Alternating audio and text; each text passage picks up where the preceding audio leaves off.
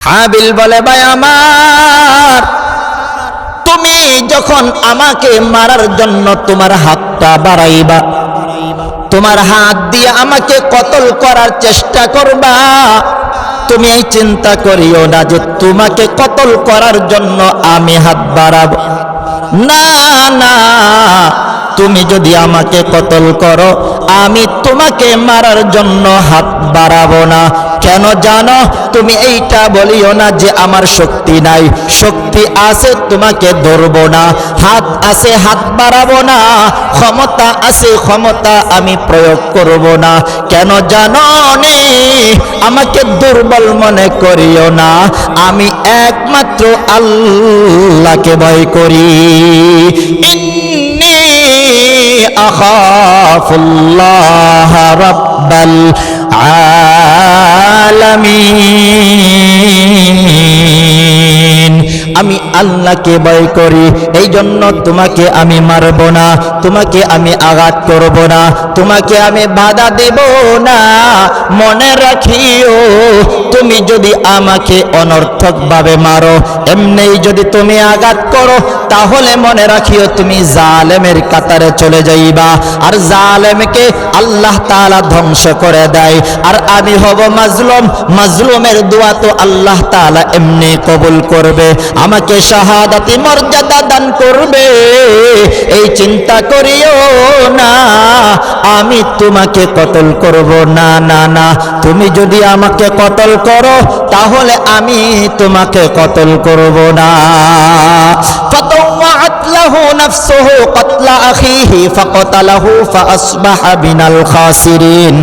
কাবিল এই কথা কোনো শুনল না, নিজের নফসের খায়েশার মধ্যে পড়ে, নফসের ধোঁকার মধ্যে পড়ে, শয়তানের ধোঁকার মধ্যে পড়িয়া কাবিল হাবিলকে যখন মেরে ফেলেছে, হাবিলকে যখন মেরে ফেলেছে, ইন্নী উরিদু আন তাবুআ বিইসমি ওয়া ইসমিকা ফাতাকুনা মিন আসহাবিন নার ওয়া যালিকা জাযাউয যালিমিন। মৃত্যুর আগেই যখন কাবিল বলেছিল, হাবিল বলেছে, ও ভাই আমার, তুমি যদি আমাকে মেরে ফেলো, তাহলে তুমি আমার গুনাহ তোমার কাঁধে চলে যাবে, তোমার গুনাহ তোমার কাঁধের মধ্যে যাবে, আর এটার জাযা থাকবে জাহান্নাম। ওয়াদালিকা জাযাউয যালিমিন, জালিমদের জাযা হলো জাহান্নাম। কোনো কথা শুনল না কাবিল, হাবিলকে দুনিয়া থেকে বিদায় করে দিল। ফাতাওয়াত লাহু নাফসুহু কতলা আখিহি ফাকাতালাহু ফাআসবাহা মিনাল খাসিরিন। নফসের ধোঁকায় পড়ে, নফসের খায়েশাত পূরণ করার লক্ষ্যে সে চিন্তা ভাবনা বাদ দিয়া, সব কিছু চিন্তা বাদ দিয়া সে হাবিলকে দুনিয়া থেকে বিদায় করে দিল। বিদায় করে দেওয়ার পরে চিন্তায় পড়ে গেছে, এখন কি করবে। আল্লাহ পাক রব্বুল আলামিন আব্বাজান আদম আলাইহিস সালাতু ওয়াস সালামকে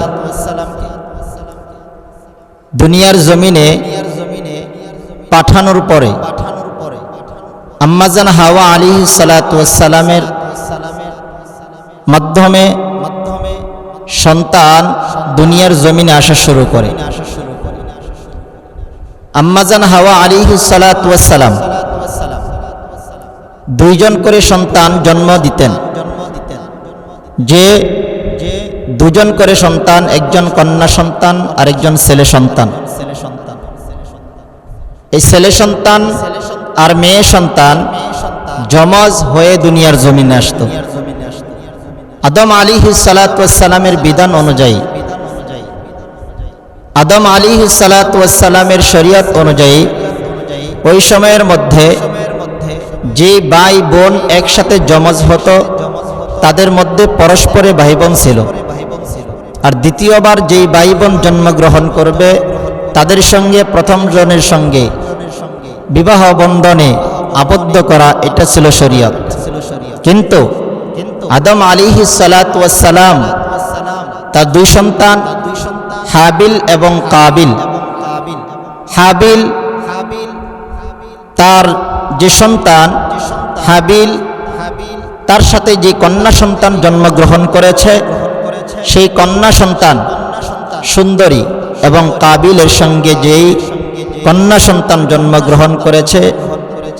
হাবিলের সঙ্গে যেই সন্তান জন্মগ্রহণ করেছে সে হলো কালো, আর কাবিলের সঙ্গে যে সন্তান জন্মগ্রহণ করেছে সে হলো সুন্দরী।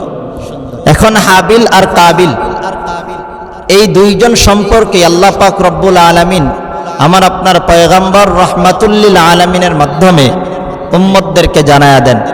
পবিত্র কালামুল্লাহ শরীফ থেকে এই আয়াত দ্বারাই প্রমাণ করে কাবিল এবং হাবিল যেই সিদ্ধান্ত নিয়েছিলেন ওই সিদ্ধান্ত কারটা সঠিক কারটা বেঠিক, এই জন্য আব্বাজান আদম আলাইহিস সালাম আল্লাহ পাক রব্বুল আলামিনের ওহীর মাধ্যমে তাদেরকে কুরবানি দেওয়ার জন্য প্রস্তুত করাইলেন। সেই ঘটনাটাই আমার আপনার নবী মুহাম্মদুর রাসূলুল্লাহ সাল্লাল্লাহু আলাইহি ওয়াসাল্লামকে জানায়া দেন। হে নবী, আপনি আপনার উম্মতদেরকে জানায়া দেন।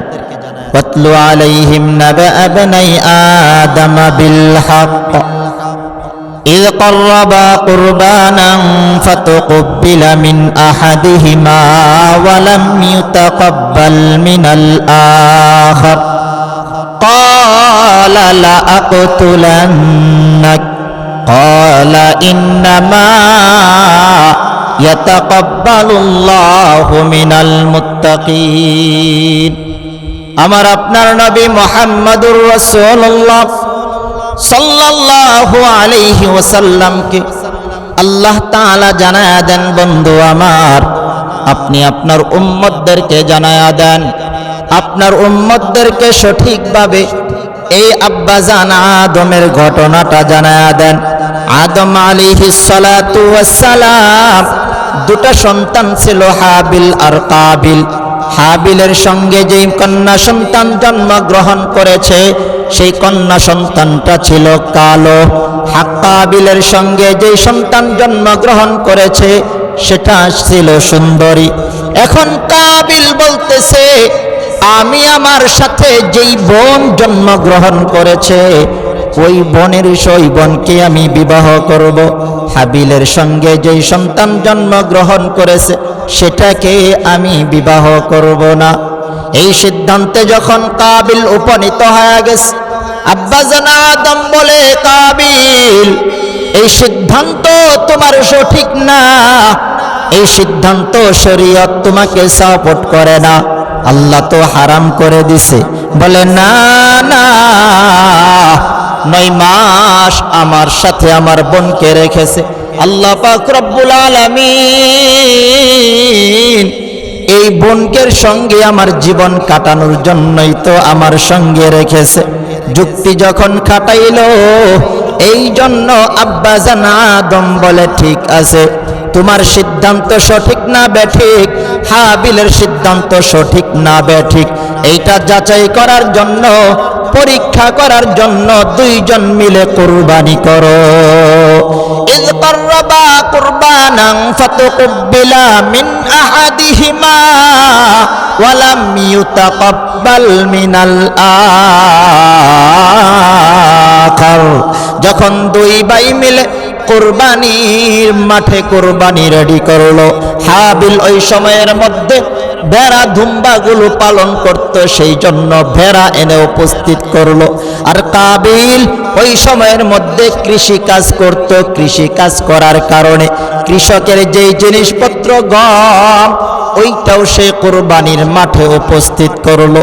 যেই জন্য দুইজন মিলে যখন কুরবানির মাঠের মধ্যে উপস্থিত করলো কুরবানির জিনিস, এখন কার কুরবানি কবুল হবে? ওই সময়ের মধ্যে সুন্দর একটা সিস্টেম ছিল, আকাশ থেকে আগুন এসে যার কুরবানি কবুল তারটা পুড়ে যাইত। এইভাবে প্রমাণ হয়ে যাইত কার কুরবানি কবুল। হঠাৎ করে যখন কুরবানি রেডি করেছে, এই সময়ের মধ্যে আল্লাহ পাক রব্বুল আলামিন আকাশ থেকে আগুন এনে হাবিলের কুরবানি কবুল করে নিয়েছে। এখন সমাজের মধ্যে আমাদের কিছু লোক আছে, যেই সমস্ত মানুষ অন্যের ভালো দেখতে পারে না, অন্যের ভালো সহ্য করতে পারে না। শুনে নেন, কাবিল সেই কাতারের একজন চলে গেছে, যখন দেখেছে হাবিলের কুরবানি কবুল, সিদ্ধান্ততে আদমের ঠিক আছে, শয়তান ধোঁকা দিয়া বলে, কাবিল তোর বাবার সিদ্ধান্তই সঠিক হয়ে গেছে, তোর ভাইকে তুই দুনিয়া থেকে বিদায় করে দে, তাহলে তুই তোর সুন্দরী বোনকে নিয়ে সংসার করতে পারবি। শয়তান যখন এই ধোঁকা দিয়া দিছে, কি করবে চিন্তায় পড়ে গেছে, হাবিলকে এখন কি করা যায়। হাবিলের কুরবানি তো কবুল হয়ে গেছে, তার সিদ্ধান্ত সঠিক মেনে নিয়েছে আব্বাজান। এই দিক দিয়ে আব্বাজান আদম আলাইহিস সালাতু ওয়াস সালাম মক্কার দিকে রওনা, হজ করার জন্য রওনা দিয়ে দিছে। শয়তান এসে কাবিলকে বলে, তোর ভাইকে তুই দুনিয়া থেকে বিদায় করে দে। বলে, বিদায় কেমনে করব? আগের জামানায় তো মানুষ কেমনে মারা গেছে তাও তো ওই সময় জানে না। আগে তো কোনো মানুষ, ওই কাবিলের আগে হাবিলের আগে কোনো মানুষ তো মারা যায় নাই, মরে কেমনে, জানাজা পড়ে কেমনে, আবার বিদায় করে কেমনে সে তো জানে না। কাবিলকে শয়তান একটা পাখি ধরে এনে কাবিলের সামনে পাথর রেখে ওই পাথরের মধ্যে পশু পাখিটার গলাটা মটকাইয়া তাকে দুনিয়া থেকে বিদায় করে দিল। এই কথা শুনে দেখার পরে, এই সিস্টেমটা দেখার পর কাবিল বলে, ক্বালা লা আকতুলান্নাক, হাবিলকে বলে, আমি অবশ্যই অবশ্যই দুনিয়া থেকে তোমাকে বিদায় করে দিব। হিংসার আগুন যখন কাবিলের মধ্যে চলে গেছে, তখন কোনো কথা না শুনে যখন কাবিলকে বলছে, ক্বালা লা আকতুলান্নাক, অবশ্যই অবশ্যই আমি তোমাকে দুনিয়া থেকে বিদায় করে দিব, এই চিন্তা যখন, এই কথা যখন বলে দিছে, এখন হাবিল ডাক দিয়া বলে, ভাই আমার, আল্লাহ তাআলার তো এটা বিধান যে আল্লাহ পাক রব্বুল আলামিন, তুমি যদি মুত্তাকি হয়ে যাও, তুমি যদি আল্লাহওয়ালা হয়ে যাও, তাহলে তো আল্লাহ তাআলা তোমার দায়িত্ব কবুল করবে। ক্বালা লা আকতুলান্নাক ক্বালা ইন্নামা ইয়াতাকাব্বালুল্লাহু মিনাল মুত্তাকিন। ভাই আমার, তুমি যদি মুত্তাকি হয়ে যাও, তোমার কুরবানিও তো আল্লাহ তাআলা কবুল করে নেবে। এই কথা বলার পর চুরে শুনে ধর্মের কাহিনী, হাবিল যখন এই কথা বলেছে, বলে, না না, আমার সিদ্ধান্তই মেনে নিতে হবে, আমি যেই সিদ্ধান্ত নিয়েছি ওই সিদ্ধান্তই সঠিক সিদ্ধান্ত, অন্য কোনো সিদ্ধান্ত আমি মানি না। শয়তান তার পিছনে কাজ করতেছে, এই বলে যখন কাজ করতেছে যে তুমি এই কথা মানিও না, তখন হাবিল ডাক দিয়া বলে, লা ইন বাসাত্তা ইলাইয়া ইয়াদাকা লিতাকতুলানি মা আনা বিবাসিতি ইয়াদিয়া লিআকতুলাক ইন্নী আখাফুল্লাহ রাব্বাল আলামিন। হাবিল বলে, ভাই আমার, তুমি যখন আমাকে মারার জন্য তোমার হাতটা বাড়াইবা, তোমার হাত দিয়ে আমাকে কতল করার চেষ্টা করবা, তুমি এই চিন্তা করিও না যে তোমাকে কতল করার জন্য আমি হাত বাড়াবো। না না, তুমি যদি আমাকে কতল করো, আমি তোমাকে মারার জন্য হাত বাড়াবো না। কেন জানো? তুমি এইটা বলিও না যে আমার শক্তি নাই, শক্তি আছে, তোমাকে ধরবো না, হাত আছে, হাত বাড়াবো না, ক্ষমতা আছে, ক্ষমতা আমি প্রয়োগ করব না। কেন জানো নি? আমাকে দুর্বল মনে করিও না, আমি একমাত্র আল্লাহকে ভয় করি। ইন্নী আখাফুল্লাহ রাব্বাল আলামিন, আমি আল্লাহকে ভয় করি, এই জন্য তোমাকে আমি মারব না, তোমাকে আমি আঘাত করব না, তোমাকে আমি বাধা দেব না। মনে রাখিও তুমি যদি আমাকে অনর্থকভাবে মারো, এমনিই যদি তুমি আঘাত করো, তাহলে মনে রাখিও তুমি জালেমের কাতারে চলে যাইবা, আর জালেমকে আল্লাহ তাআলা ধ্বংস করে দেয়, আর আমি হব মাজলুম। মাজলুমের দোয়া তো আল্লাহ তাআলা এমনি কবুল করবে, আমাকে শাহাদাতি মর্যাদা দান করবে। এই চিন্তা করিও না আমি তোমাকে কতল করব, না না না, তুমি যদি আমাকে কতল করো তাহলে আমি তোমাকে কতল করব না। ফাতাওয়াত লাহু নাফসুহু কতলা আখিহি ফাকাতালাহু ফাআসবাহা মিনাল খাসিরিন। কাবিল এই কথা কোনো শুনল না, নিজের নফসের খায়েশার মধ্যে পড়ে, নফসের ধোঁকার মধ্যে পড়ে, শয়তানের ধোঁকার মধ্যে পড়িয়া কাবিল হাবিলকে যখন মেরে ফেলেছে, হাবিলকে যখন মেরে ফেলেছে, ইন্নী উরিদু আন তাবুআ বিইসমি ওয়া ইসমিকা ফাতাকুনা মিন আসহাবিন নার ওয়া যালিকা জাযাউয যালিমিন। মৃত্যুর আগেই যখন কাবিল বলেছিল, হাবিল বলেছে, ও ভাই আমার, তুমি যদি আমাকে মেরে ফেলো তাহলে তুমি আমার গুনাহ তোমার কাঁধে চলে যাবে, তোমার গুনাহ তোমার কাঁধের মধ্যে যাবে, আর এটার জাযা থাকবে জাহান্নাম। ওয়া যালিকা জাযাউয যালিমিন, জালিমদের জাযা হলো জাহান্নাম। কোনো কথা শুনল না কাবিল, হাবিলকে দুনিয়ার থেকে বিদায় করে দিল। ফাতাওয়াত লাহু নাফসুহু কতলা আখিহি ফাকাতালাহু ফাআসবাহা মিনাল খাসিরিন। নফসের ধোঁকায় পড়ে, নফসের খায়েশাত পূরণ করার লক্ষ্যে সে চিন্তা ভাবনা বাদ দিয়া, সব কিছু চিন্তা বাদ দিয়া সে হাবিলকে দুনিয়া থেকে বিদায় করে দিল। বিদায় করে দেওয়ার পরে চিন্তায় পড়ে গেছে, এখন কি করবে। মানুষ মেরে ফেলার পরে, মানুষ যখন মারা যায় তখন তার মাথার মধ্যে চিন্তা আসে, কি করলাম, হাই হাই করে। তখন কাবিলও চিন্তায় পড়ে গেল, এখন কি করব, এখন কেমনে কি করব। মরে যাওয়ার পরে মানুষ কি করতে হয়, কাফনের কাপড় পরাতে হয়, নাকি গোসল করাতে হয়, নাকি কেমনে দাফন করতে হয়, সে সিস্টেম তো জানে না। সে সিস্টেম যখন জানে না তখন পেরেশানি হয়ে গেছে, কি করবে। রাওয়ায়াতের মধ্যে আসছে কাবিল হাবিলের লাশ নিয়ে 1 মাস পর্যন্ত দৌড়াদৌড়ি করছে, 1 মাস পর্যন্ত ঘুরছে, কোথায় ফালাবে, কি করবে, পেরেশানি চিন্তায় ঘুরতে ঘুরতে ঘুরতে ঘুরতে এক জঙ্গলের মধ্যে বসা অবস্থায় ফাবাআসাল্লাহু গুরাবাই ইয়াবহাসু ফিল আরদি লিয়ুরিয়াহু কাইফা ইওয়ারি সাওআতা আখি قال يا ويلتى أعجزت أن أكون مثل هذا الغراب فأواري سوءة أخي فأصبح من النادمين। 1 মাস পর্যন্ত লাশটাকে নিয়ে ঘুরছে, কারণ হাবিলের লাশ তো গলে না, পচে না, কারণ হাবিল তো শহীদি মর্যাদা লাভ করেছে। জালেমের হাতে যখন কোনো ব্যক্তি অন্যায়ভাবে জুলুমের মধ্যে জুলুমের শিকার হইয়া দুনিয়া থেকে বিদায় হইয়া যায়, ওই লোকটা তো শাহাদাতি মর্যাদা লাভ করে শহীদের কাতারে চলে যায়। শহীদের লাশ তো গলে না, পচে না। ওয়ালা তাকুলু লিমান ইউকতালু ফি সাবিলিল্লাহি আমওয়াত বাল আহইয়া ওয়ালাকিন লা তাশউরুন। কাবিল যখন 1 মাস পর্যন্ত লাশটা নিয়ে যখন ঘোরাফেরা করেছে, কাবিল এই চিন্তায় পড়ে গেছে, কি করবে।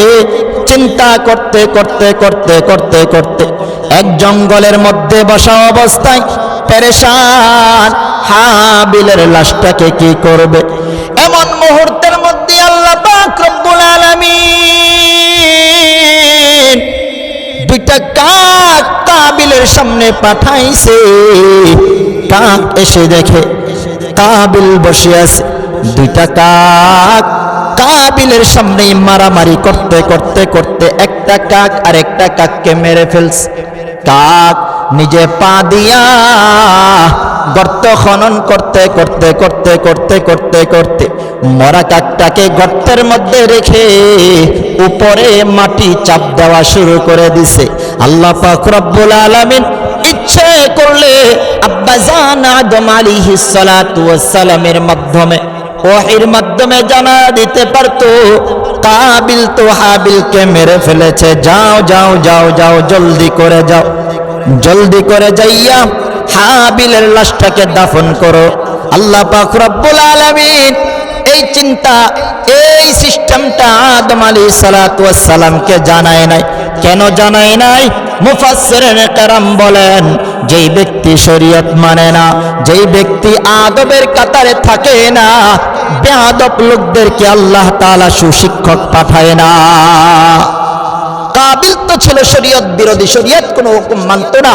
এই কারণে আল্লাহ পাক রব্বুল আলামিন কাবিলকে এই এমন একজন নবীকে পাঠায় নাই যে আব্বাজান আদম তার শিক্ষক হবে, এই জন্য তাকে পাঠাই নাই। কাক দ্বারা এমন শিক্ষা দিয়েছে যে না, তুই যেমন অপরতথ্য, তুই যেমন অপকর্ম, তুই যেমন শরীয়ত বিরোধী, তোর জন্য একজন শিক্ষক আমি কাককে পাঠাইলাম, কাকের কাছ থেকে শিক্ষা নে, তুই কত বড় জালেম। যখন কাক এসে এরকম করছে তখন সে টেনশন পড়ে গেছে, আই হায়, যে কাকটাও তার ভাইটাকে লুকানোর চেষ্টা করছে, কাকটাও সিস্টেম বুঝেছে কিভাবে তার ভাইকে লুকানো হয়, কিন্তু আমার কত পুরো কপাল, আমার ভাইকে আমি একটা মাস ঘোরাফেরা করলাম কিন্তু ভাইটাকে আমি লুকাইতে পারলাম না। ও যুবক, দুনিয়ার যুবকেরা শুনে নাও, কাবিল শক্তির দিক দিয়ে আগাইতে পারে, কাবিল দুনিয়ার সুন্দরী নারী পাইতে পারে, কাবিল তার দুনিয়ার সম্পদ পাইতে পারে, কিন্তু মনে রাখতে হবে কাবিল চিরস্থায়ী জাহান্নামে চলে গেছে। হাবিলকে আল্লাহ পাক রব্বুল আলামিন হয়তোবা দুনিয়ার কোন সুন্দরী নারী দেয় নাই, দুনিয়ার কোন তার রং তামাশার মধ্যে তাকে রাখে নাই, আল্লাহ পাক রব্বুল আলামিন তাকে জান্নাতের চিরস্থায়ী উচ্চ মাকাম দান করে দিয়েছে। সুবহানাল্লাহ। এই জন্য আমাদের প্রত্যেকটা যুবক ভাইয়ের এই চিন্তা করা দরকার যেন কাবিল মার্কা যেন লোক না হয়, আমরা হাবিলের মতো হই, নিজেকে নিচু মনে করি, নিজের দিলটাকে আমরা নিচু মনে করি। উঁচু জায়গার পানি যেমন নিচের দিকে আসে, যার অন্তরটা নরম থাকবে, যার অন্তরটা নিচু থাকবে, নিজেকে ছোট মনে করবে, আল্লাহ তাআলার রহমত তার মধ্যে আসতে থাকবে। উঁচু পানি যেমন নিচের দিকে আসে, তদ্রূপ আল্লাহ পাক রব্বুল আলামিনের রহমত নিচে দিলের মধ্যে আসে। এই জন্য যুবকেরা চিন্তা করা দরকার যে আমি আজকে দুনিয়ার জমিনে আছি, আমার একদিন শক্তি ছিল না, আমি ছিলাম অত্যন্ত দুর্বল, আমার শক্তি ছিল না, আল্লাহ পাক রব্বুল আলামিন আমাকে যৌবন দান করেছে, শরীরে আমাকে কত শক্তি দান করেছে, 10 জন মানুষের সঙ্গে আমি একাই লড়তে পারি, আমার কোনো ভয় নাই, টেনশন নাই, আমার কোনো চিন্তা নাই। এই শক্তি আমি আল্লাহ তো দান করলাম, আমি আল্লাহ যেহেতু শক্তি দান করেছি, এই শক্তির সময় যদি আল্লাহ তাআলার কুদরতি পায়ে সিজদা করে কাঁদতে পারো, তাহলে তোমাদের তওবা আল্লাহ তাআলা পয়গম্বরদের তওবার সঙ্গে তুলনা করেছে। দরজওয়ানে তওবা করদান সেওয়ায়ে পয়গম্বরে ওয়াক্ত পীরে গিরগে জালেম মিশাওয়াদ পরহেজগারি। এই জন্য যুবক অবস্থায় কারোর সাথে যদি কোনো দ্বন্দ্ব লেগে যায়, শক্তির বাহাদুরি করতে গিয়া উস্তাদদের সঙ্গে বেয়াদবি করবা না, শক্তির বাহাদুরি করতে গিয়া কোনো মুরব্বির সঙ্গে বেয়াদবি করবা। মা বাবার দোয়া নাও, মা বাবার সঙ্গে দোয়া নিয়ে চলো চলো, মুরব্বিদের দোয়া নিয়ে সামনে আগাও, উস্তাদদের দোয়া নিয়ে সামনে আগাও। আশাবাদী ইনশাআল্লাহ মুরব্বিদের দোয়া, উস্তাদদের দোয়া যদি থাকে, হাবিল মার্কা মানুষ তোমাকে কবুল করবে, কাবিলের কাতারে আল্লাহ তাআলা তোমাকে নিবে না। যেই বান্দা হেদায়েত চাই আল্লাহ তাআলা তাকে হেদায়েত দেয়। এই জন্য তোমরা যদি হেদায়েতের পথে আগাও, আল্লাহ তাআলা হেদায়েতের রাস্তা তোমার জন্য আসান করে দিবে। এই জন্য ভাইজা আমার, দুনিয়ার সব সব কিছু আমল একমাত্র করতে হবে কার জন্য? একমাত্র করতে হবে আল্লাহ পাক রব্বুল আলামিনের জন্য। আমার সমস্ত নামাজ, আমার রোজা, আমার কুরবানি, আমার হজ, আমার যাকাত, আমার দান, আমার শক্তি, আমার সামর্থ্য সব কিছু একমাত্র হতে হবে আল্লাহর জন্য। যদি আল্লাহর জন্য করে থাকি, সামনে যেহেতু কুরবানি আসতেছে, মানুষকে দেখানোর জন্য কুরবানি না, মানুষের জন্য পাগল পারা হইয়া কুরবানি না। মানুষে আমার দেখবে আমি 4 লাখ 5 লাখ টাকা দিয়া কুরবানি দিতেছি, মানুষ যেন এটা দেখানোর জন্য না হয়। আমার সবচেয়ে বড় কুরবানি এইটা যেন মানুষকে দেখানোর উদ্দেশ্য না হয়। আমি কুরবানি দেব একমাত্র আল্লাহর জন্য। যদি এই সিস্টেমের মধ্যে কুরবানি করতে পারি, তোমার কুরবানির পশু জবাই করার আগে, রক্ত জমিনে পড়ার আগে আমার আল্লাহ কুরবানি কবুল করে নিবে। এই জন্য কুরবানি করতে হবে কার জন্য? একমাত্র আল্লাহর জন্য কুরবানি করতে হবে। নামাজ পড়েন আল্লাহর জন্য, রোজা করব আল্লাহর জন্য, হজ করব আল্লাহর জন্য, যাকাত দিব আল্লাহর জন্য, দান সদকা করব আল্লাহর জন্য। ইখলাস আগে লাগাও, অন্তরের মধ্যে ইখলাস আগে ফিট করে নাও। যদি ইখলাস মার্কা কোনো আমল তোমার থেকে থাকে, অল্প আমল, আল্লাহ পাক রব্বুল আলামিন তোমার আমল কবুল করে নিবে। পয়গম্বর বলেন, আখলিস দীনাকা ইয়াকফিকাল আমালুল কলিল। অল্প আমল যদি ইখলাসের সঙ্গে হয়, ইখলাসের সঙ্গে যদি একটা বকরি জবাই করেন, কুরবানি করেন, আল্লাহ তাআলা ওই আমলটাই কবুল করে নেবে। আর ইখলাসবিহীন মানুষকে দেখানোর জন্য যদি কোটি কোটি টাকারও কুরবানি করি, আল্লাহ তাআলা কুরবানি কবুল করবে না। এই জন্য শক্তির কুরবানি যত কিছু করি, একমাত্র আল্লাহ তাআলা যৌবন দিয়েছে, আমার সামর্থ্য দিয়েছে, সম্পদ দিয়েছে, সন্তান দিয়েছে, একমাত্র আল্লাহকে সন্তুষ্ট করার জন্য প্রত্যেকটা কাজ করব। আল্লাহ পাক রব্বুল আলামিন আমাকে আপনাকে যেন কুরবানি সঠিকভাবে আদায় করবার তৌফিক দান করেন। সকলে বলে আমিন।